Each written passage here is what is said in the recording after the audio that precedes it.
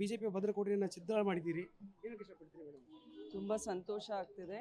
ಯಾವ ರೀತಿ ನಮ್ಮ ಇಡೀ ಭಾರತ ದೇಶದ ಜನತೆ ಇಂಡಿಯಾ ಒಕ್ಕೂಟದ ಬಗ್ಗೆ ಒಂದು ನಂಬಿಕೆ ವಿಶ್ವಾಸವನ್ನು ತೋರಿಸಿದ್ದಾರೆ. ಅದೇ ರೀತಿ ದಾವಣಗೆರೆಯಲ್ಲೂ ಕೂಡ ಕಾಂಗ್ರೆಸ್ನ ಒಂದು ಪತಾಕೆಯನ್ನು ನಾವು ಕೂಡ ಬಾವುಟವನ್ನು ಈ ಬಾರಿ ಏರಿಸಿದ್ದೀವಿ.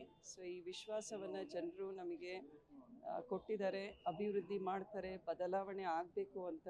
ಸೊ ಡೆಫಿನೆಟ್ಲಿ ನಿರೀಕ್ಷೆಗೆ ತಕ್ಕ ಹಾಗೆ ನಾವು ಕೂಡ ಕೆಲಸ ಮಾಡ್ತೀವಿ. ಎಲ್ಲ ವೋಟರ್ಸಿಗೆ ಸಪೋರ್ಟರ್ಸ್ಗೆ ನಾವು ಕೂಡ ಧನ್ಯವಾದಗಳನ್ನು ಹೇಳಲಿಕ್ಕೆ ಇಷ್ಟಪಡ್ತೀವಿ. ಮೊದಲ ಬಾರಿಗೆ ಆಯ್ಕೆ ಆಗಿದ್ದೀರಿ ಮೇಡಮ್, ಎಷ್ಟು ಎಕ್ಸೈಟ್ಮೆಂಟ್ ಇದೆ?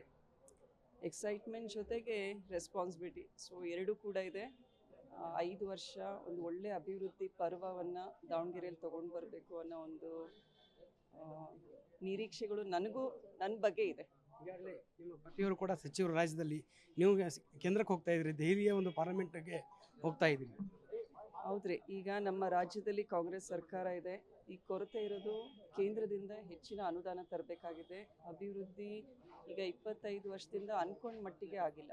ಸೊ ಅದನ್ನು ಇನ್ನು ನೆಕ್ಸ್ಟ್ ಮಾಡಬೇಕಾಗಿದೆ. ಮೇಡಮ್, ರಾಜ್ಯದಲ್ಲಿ ಗ್ಯಾರಂಟಿ ಯೋಜನೆಗಳು ನಿಮ್ಮ ಮತದಾರನ ಕೈ ಹಿಡಿದಿದ್ದಾರೆ ಅಂತ ಹೇಳಕ್ಕೆ ಅದು ಮಿಕ್ಸ್ಡ್ ಪಾಕೆಟ್ಸ್ನಲ್ಲಿ ಆಗಿದೆ ಅಂತ ಹೇಳಲಿಕ್ಕೆ ಇಷ್ಟಪಡ್ತೀನಿ. ಯಾಕಂದರೆ ಜನರು ಭಾಳ ಜಾಣರಿದ್ದಾರೆ.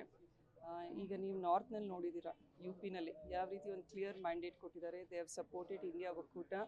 ದಾವಣಗೆರೆಯಲ್ಲಿ ಜನರ ಹತ್ತಿರ ಹೋಗಿ ನಾವಿನ್ನೂ ವಿಶ್ವಾಸವನ್ನು ಗಳಿಸಬೇಕಾಗಿದೆ ಅಂತ ನನಗನ್ಸುತ್ತೆ. ಕರ್ನಾಟಕದಲ್ಲಿ ರಾಹುಲ್ ಗಾಂಧಿ ಅವರು ಬಂದಿದ್ದರು, ಹೇಗೆ ಚೆನ್ನಾಗಿತ್ತು ಇಂಟರಾಕ್ಷನ್. ಅವ್ರು ಕೂಡ ನಮಗೆ ಅದೇ ಒಂದು ಸಂದೇಶ ಕೊಟ್ಟಿದ್ದಾರೆ. ಯಾವ ರೀತಿ ಇಡೀ ಇಂಡಿಯಾದಲ್ಲಿ ಜನರು ಇಂಡಿಯಾ ಒಕ್ಕೂಟದ ಬಗ್ಗೆ ನಂಬಿಕೆ ವಿಶ್ವಾಸವನ್ನು ತೋರಿಸಿದ್ದಾರೆ, ಅದನ್ನು ನಾವು ಕಂಟಿನ್ಯೂ ಮಾಡಬೇಕು ಅಂತ ಹೇಳಿದ್ದಾರೆ ಮುಂದಿನ 5 ವರ್ಷ. ಇದಿಷ್ಟು ಪ್ರಭಾ ಮಲ್ಲಿಕಾರ್ಜುನ ಅವರ ಮಾತು. ಏನು ಸಾಕಷ್ಟು ಕೇಂದ್ರ ಅನುದಾನ ತಂದು ನಾವು ಅಭಿವೃದ್ಧಿಯನ್ನು ಮಾಡ್ತೀವಿ ಅನ್ನೋ ಮಾತ್ರ ಹೇಳ್ತಾ ಇರುವಂಥದ್ದು.